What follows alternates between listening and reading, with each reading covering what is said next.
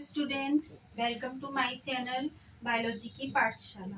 मैं शिखा अग्रवाल आपका अपने चैनल में स्वागत करती हूँ। लास्ट क्लास में हमने रेस्पिरेशन के बारे में पढ़ा था। आज हम पढ़ेंगे types of respiration. Two type से रेस्पिरेशन होता है। एक होता है एरोबिक रेस्पिरेशन, एक होता है एनएरोबिक रेस्पिरेशन। एरोबिक रेस्पिरेशन क्या होता है? जिसमें O2 के प्रेजेंस में जो रेस्पिरेशन होता है, means the respiration which uses O2 is called aerobic respiration। वो respiration जो O2 की प्रेजेंस में होता है, इसको हम कहते हैं aerobic respiration। anaerobic respiration क्या होता है?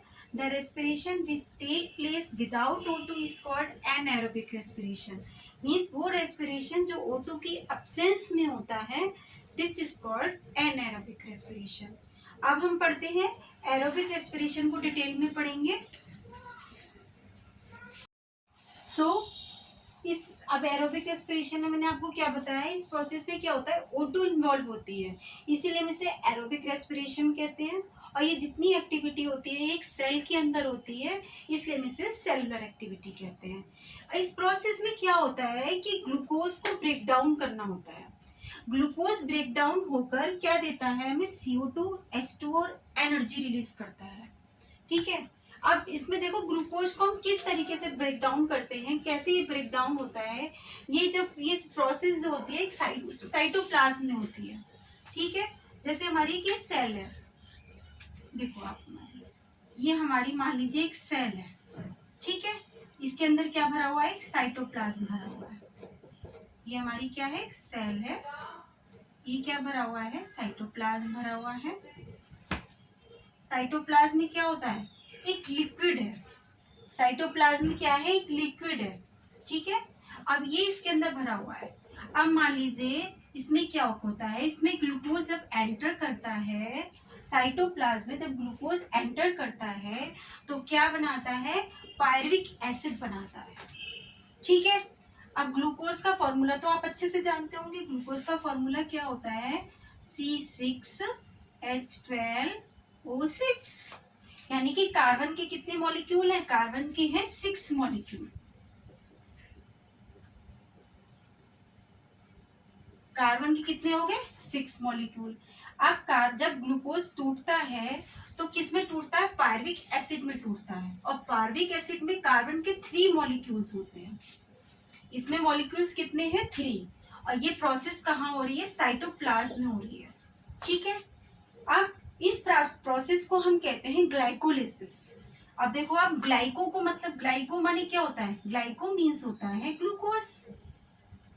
ग्लाइको मीन्स होता है ग्लूकोज, और लिसिस माने होता है ब्रेक डाउन, यानी कि ग्लूकोज का टूटना। ग्लूकोज टूटा हमारा पायरुविक एसिड में। ठीक है। अब पायरुविक एसिड क्या होगा, पायरुविक एसिड हमारा किस में टूटेगा, पायरुविक एसिड की किस में हो रही है, माइटोकॉन्ड्रिया में हो रही है। मान लीजिए ये सेल थी हमारी, सेल ऑर्गेनल है। देखिए ये इसमें क्या है, माइटोकॉन्ड्रिया है। ये माइटोकॉन्ड्रिया है। ठीक है। ये हमारा है माइटोकॉन्ड्रिया। और माइटोकॉन्ड्रिया को आप अच्छे से जानते होंगे, ये हमारा power house of the cell होता है। ठीक। अब पायरुविक एसिड, ये पायरुविक एसिड है, ये हमारा है पायरुविक एसिड। पायरुविक एसिड जब माइटोकॉन्ड्रिया में पहुंचेगा तब क्या होगा, कार्बन डाइऑक्साइड, H2O और ATP रिलीज होगी। ठीक। कार्बन डाइऑक्साइड तो बाहर निकल जाएगी, H2 और ATP क्या होगी, वो हमारी जाके माइटोकॉन्ड्रिया में स्टोर हो जाएगी। ठीक। ये हमारी स्टोर हो जाएगी, फर्दर आपको जब भी जरूरत होगी तो ये यूज हो जाएगी। ओके। आपको मैंने बताया कि ग्लूकोज जो होता है वो साइटोप्लाज्म में होती है इसकी प्रोसेस, जिसको इस प्रोसेस को हमने कह दिया ग्लाइकोलिसिस। ये टूटा हमारा पायरुविक एसिड में, ग्लूकोज के 6 मॉलिक्यूल्स। जब ये पायरुविक एसिड में टूटा तो इसमें कार्बन के कितने हो गए, 3 मॉलिक्यूल्स। ये प्रोसेस हुई माइटोकॉन्ड्रिया में। बाद में ये क्या बना, CO2 बनी, H2 बना प्लस ATP बनी। CO2 हमारी बाहर निकल गई, H2 और ATP हमारा यूज हो जाएगा जब भी इसकी जरूरत पड़ेगी। इस वाली प्रोसेस को हमने कह दिया ग्लाइकोलिसिस, और यहाँ जो हो रही है उसको हम बोलते हैं क्रेब्स साइकिल। इसे क्या बोलते हैं हम? Krebs cycle. ठीक है, ये हमारा हो गया एरोबिक रेस्पिरेशन। कैसी लग रही मम्मा। नाउ अब हम चलते हैं एनएरोबिक रेस्पिरेशन में। एनएरोबिक रेस्पिरेशन मैंने आपको बताया है कि ये O2 की एब्सेंस में होती है। इसमें क्या होता है कि ग्लूकोज कैसे ब्रेक होगा O2 की एब्सेंस में। देखिए किस तरीके से हो रहा है। सपोज ये ग्लूकोज है हमारा, वही 6 मॉलिक्यूल ऑफ कार्बन, ठीक है, साइटोप्लाज्म में प्रोसेस हो रही है, साइटोप्लाज्म में हो रही है। किस में कन्वर्ट हो रहा है? ये पायरुविक एसिड में। पायरुविक एसिड के मैंने आपको कितने मॉलिक्यूल बताए? 3। कार्बन के कितने मॉलिक्यूल हैं? ये 3। इस प्रोसेस को हमने क्या कहते हैं? ग्लाइकोलिसिस। ग्लाइकोलिसिस मैंने आपको बता दिया, ग्लूकोज लिसिस ब्रेक डाउन होना, ग्लूकोज का ब्रेक डाउन होना। अब ग्लूकोज हमारा ब्रेक डाउन हुआ है पायरुविक एसिड में। अब पायरुविक एसिड हमारा यहाँ पर O2 की एब्सेंस है, in the absence of O2, यहाँ O2 की एब्सेंस है। ठीक है, अब देखिए पायरुविक एसिड जब O2 की एब्सेंस में किस में ब्रेक डाउन होगा, किस में टूटेगा? एथेनॉल में कन्वर्ट होगा। एथेनॉल में कन्वर्ट होगा। एथेनॉल को हम अल्कोहल भी बोलते हैं।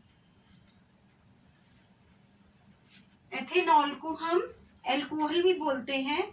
इसमें क्या होता है हमारा, एथेनॉल को अल्कोहल बोलते हैं। इसका फॉर्मूला होता है C2H5OH, यानी कि इसमें कार्बन के 2 मॉलिक्यूल है, ठीक है, plus H2O plus energy release हो रही है।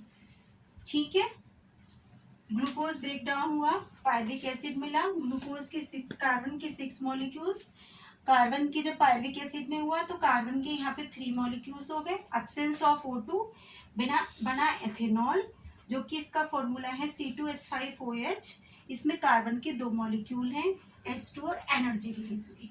ठीक, इस प्रोसेस को हमने कहा क्या? इस प्रोसेस को हमने बोला फर्मेंटेशन। फर्मेंटेशन, ठीक है। ये प्रोसेस किस में हो रही है? ये इक्वेशन हमारी प्रोसेस जो हमारी ये है, ये हमारी ईस्ट में हो रही है। ये इक्वेशन किस में हो रही है? हमारी ईस्ट में हो रही है। ईस्ट को शायद आप जानते होंगे, ये इसको शायद खमीर या खमीरा भी बोलते हैं। ठीक है, ये इक्वेशन, ये हमारी प्रोसेस ईस्ट में हो रही है। क्या बताया मैंने आपको? शुगर क्या है? सपोज हमारी ग्लूकोज क्या है? हमारी शुगर है।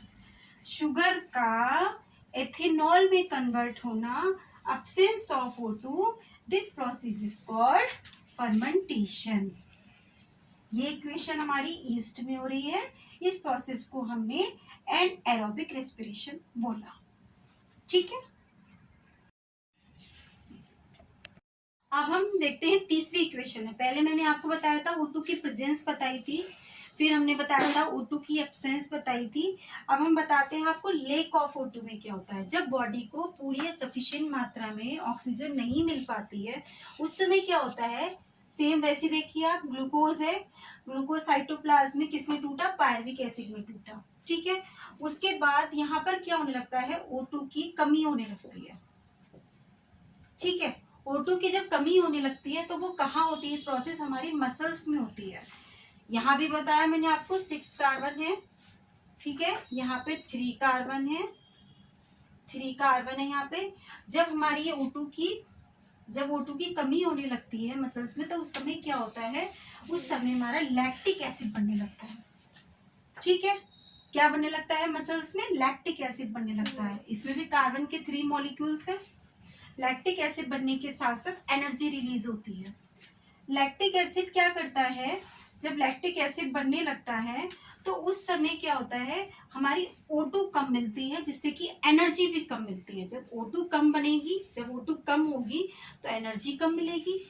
ठीक है, आप देखते हैं जब हम फिजिकली कोई वर्क करते हैं, भागते हैं, दौड़ते हैं या एक्सरसाइज करते हैं, XYZ कोई भी चीज ऐसी करते हैं, तो उस समय क्या होता है? बॉडी को एनर्जी ज्यादा चाहिए होती है, लेकिन उसके लिए O2 भी तो ज्यादा चाहिए।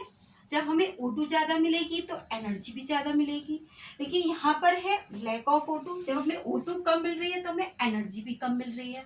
उस प्रोसेस में क्या होता है, उस सिचुएशन में हमारी बॉडी में पेन शुरू हो जाता है, जिससे बॉडी में क्या होता है, क्रैम्प्स बनने लगते हैं। ठीक है, ये प्रोसेस हमारी मसल्स में होती है। ओके, ये हमारी कहाँ हुई प्रोसेस, मसल्स में हुई।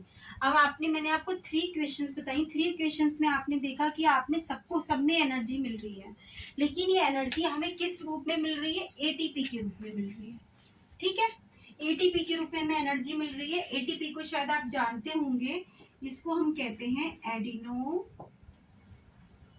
Try phosphate. ठीक है, एटीपी के रूप में स्टोर हो रही है। एटीपी को हम बोलते हैं एडिनो ट्राइफॉस्फेट। ये जाके सेल्स में स्टोर हो जाती है।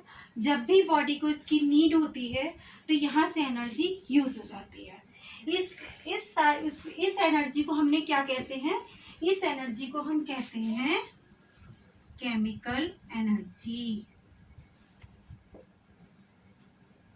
इस एनर्जी को हम कहते हैं केमिकल एनर्जी।